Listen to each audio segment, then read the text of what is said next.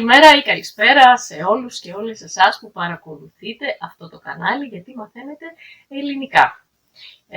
Σήμερα ένα ακόμη βίντεο γραμματικής και αυτή τη φορά θα μιλήσουμε για τα σύνθετα ρήματα με προθέσεις, ανά, κατά, παράδια, ξέρετε εσείς τώρα, και το τι γίνεται, τι συμβαίνει στον αόριστο και τον παρατατικό αυτών των ρημάτων. Πώς σχηματίζονται. Αν σας ενδιαφέρει, μπορείτε να μείνετε μαζί μου μετά την μικρή πόρτα.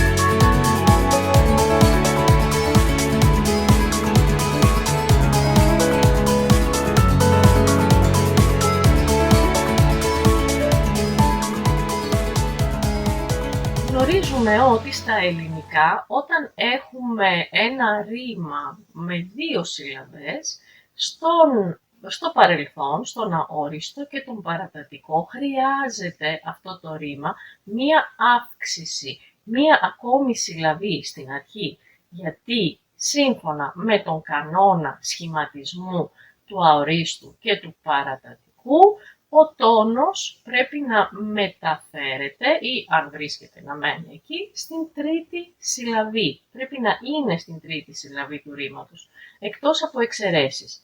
Για παράδειγμα, λέω θέτω, έθεσα, αόριστος και έθετα, παρατατικός, αλλά αν υπάρχει εξαίρεση, όπως για παράδειγμα το ρήμα βλέπω, τότε στον αόριστο είναι είδα, κάτι εντελώς άλλο.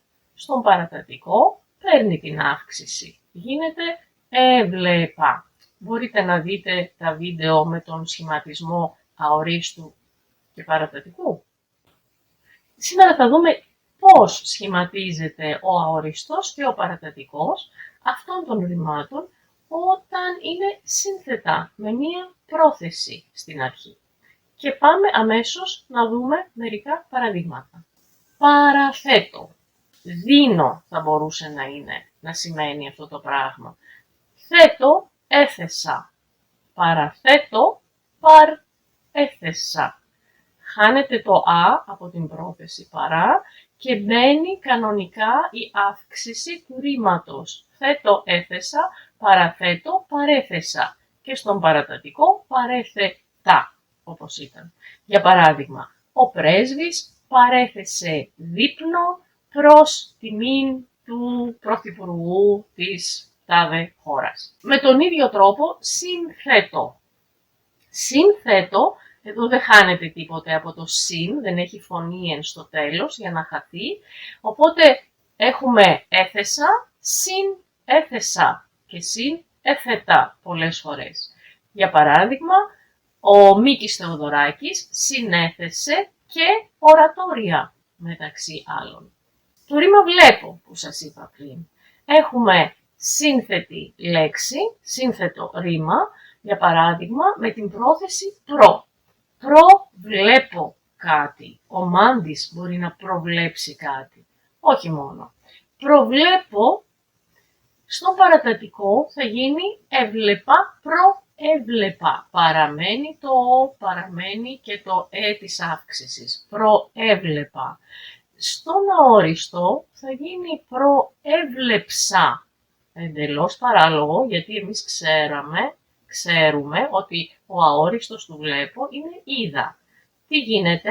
Έχουμε δύο τύπους. Προείδα και προέβλεψα. Για παράδειγμα, οι επιστήμονες προέβλεψαν τις επιπτώσεις της κλιματικής αλλαγής εδώ και δεκαετίες. Το ρήμα βάλω που το είδαμε αναλυτικά και το τι παθαίνει με όλες τις προθέσεις έχει μία ιδιαιτερότητα. Στον αόριστο χάνει το ένα λάμδα.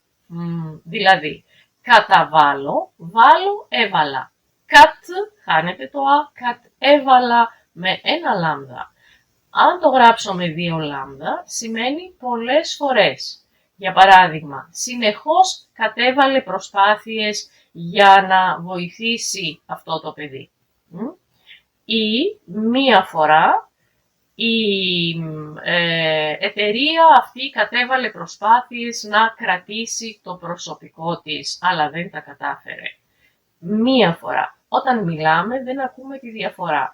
Την νιώθουμε μόνο με βάση τα συμφραζόμενα, αλλά όταν γράφουμε πρέπει να το γράφουμε σωστά. Ξέρουμε ότι στον αόριστο συμβαίνει κάποια αλλαγή στο σύμφωνο που βρίσκεται πριν την κατάληξη και σε αυτά τα ρήματα η αλλαγή που συμβαίνει είναι ότι χάνουν το ένα λάμδα. Κατέβαλα με ένα λάμδα μία φορά. Προέβαλα με ένα λάμδα μία φορά. Για παράδειγμα, ο συλληφθής δεν προέβαλε καμία αντίσταση. Δεν αντιστάθηκε στην αστυνομία, για παράδειγμα. Κόβω. Το ρήμα είναι περικόπτω. Περικόπτω ή περικοπές. Αλλά κόβω, έκοψα, περιέκοψα. Ή πολλές φορές περιέκοπτα. Έχουμε ξαναπεί για την τάση που έχουν κάποια ρήματα να διατηρούν όταν είναι σύνθετα την παλιότερη μορφή, που πλέον έχει αλλάξει όταν είναι μόνο του το ρήμα, δηλαδή χωρίς να είναι σύνθετο. Περιέκοψα και περιέκοπτα. Τον τελευταίο χρόνο η εταιρεία περιέκοψε δραστικά τα έξοδά της. Επιλέγω. Επιλέγω, επέλεγα, επέλεγα και επέλεξα μία φορά.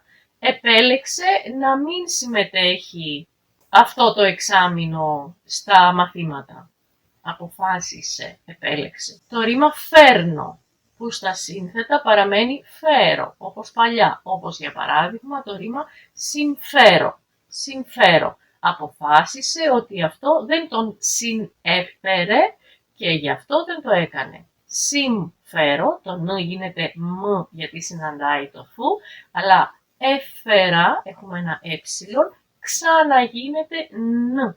Συμφέρω, αλλά με μ, συνέφερα, αλλά με ν, συνέφερα. Και είναι το ίδιο και στον αόριστο και στον παρατατικό. Κατάλαβε ότι δεν τον συνέφερε αυτό το πράγμα και γι' αυτό δεν το έκανε.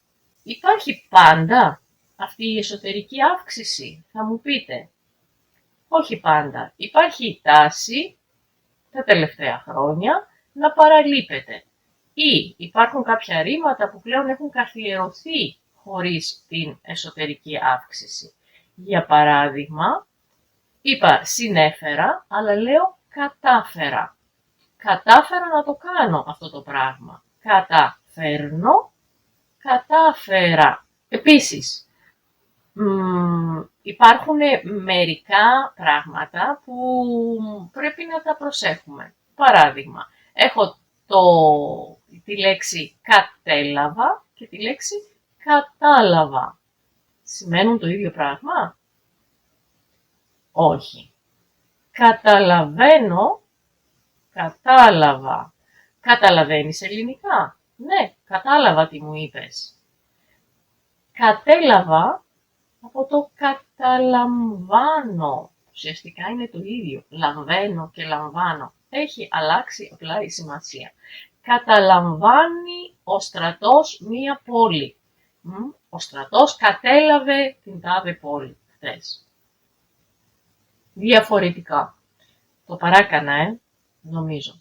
Λοιπόν, δεν θα σας παιδέψω άλλο. Δείτε όμως κάτω στην περιγραφή του βίντεο που σας έχω βάλει 10 ρήματα και 10 προτάσεις να επιλέξετε ποιο ρήμα ταιριάζει νοηματικά σε ποια πρόταση και ποια μορφή του ρήματος πρέπει να βάλετε. Αν είναι στον αόριστο, αν είναι στον παρατατικό, οτιδήποτε. Περιμένω τις απαντήσεις σας. Και μία ακόμη άσκηση, θα σας βάλω ένα τραγουδάκι για να βρείτε ποιο ρήμα ακούτε εκεί στο ρεφρέν. Αυτά για σήμερα. Ελπίζω να είστε καλά και να τα ξαναπούμε και την επόμενη εβδομάδα, εύχομαι. Σας χαιρετώ λοιπόν. Γεια σας.